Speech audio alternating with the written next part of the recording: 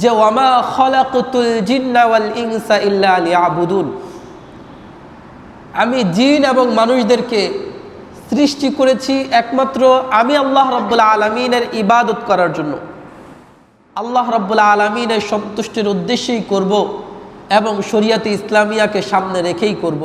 আলহামদুলিল্লাহ, মহিয়ান গরিয়ান মহান রব্বি করিমের শাহী দরবারে অসংখ্য শুকর যে মহান রব্বি করিম আমাদেরকে জিলকদ মাসের সর্বশেষ জুমায় দুনিয়ার মধ্যে সর্বশ্রেষ্ঠতম জায়গা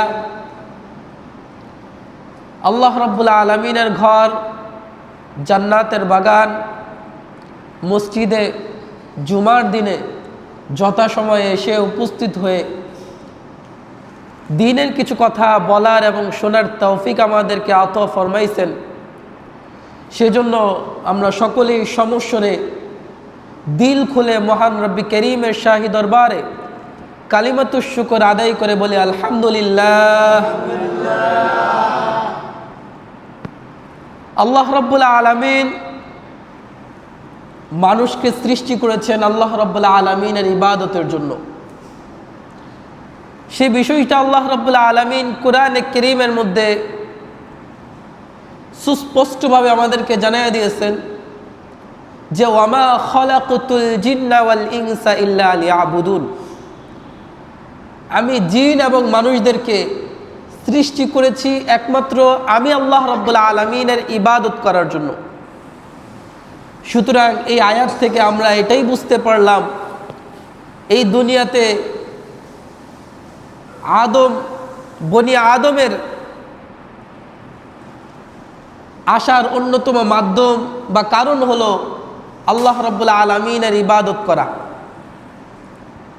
দুনিয়ায় যা কিছু করি না কেন সকল কিছুর মধ্যে ইবাদতকে সর্বশ্রেষ্ঠ এবং ইবাদতকে উদ্দেশ্য করেই করা উচিত। কারণ আল্লাহ রাব্বুল আলামিন কোরআনে কারীমের মধ্যে সেই বিষয়টাই আমাদেরকে সুস্পষ্টভাবে জানিয়ে দিয়েছেন, তুমি যা কিছুই করো সেটা আমি আল্লাহ রাব্বুল আলামিনের ইবাদত হবে। কিন্তু এই ইবাদতটা তখনই হবে যখন ওই কাজটা শরিয়াতে ইসলামিয়া আল্লাহ রাব্বুল আলামিন এবং রাসূল আকরাম সাল্লাল্লাহু আলাইহি ওয়াসাল্লামের বাতলে দেওয়া পদ্ধতিতে হবে। এই পদ্ধতি ছাড়া, আল্লাহর দেখানো রাস্তা ছাড়া অন্য কোনোভাবে যদি কোনো কাজ কেউ করে তাহলে সেটা ইবাদতের মধ্যে গণ্য হবে না। অপরদিকে আল্লাহ এবং তার রাসূলের দেখানো পথে প্রতিটা কাজই ইবাদতের মধ্যে গণ্য।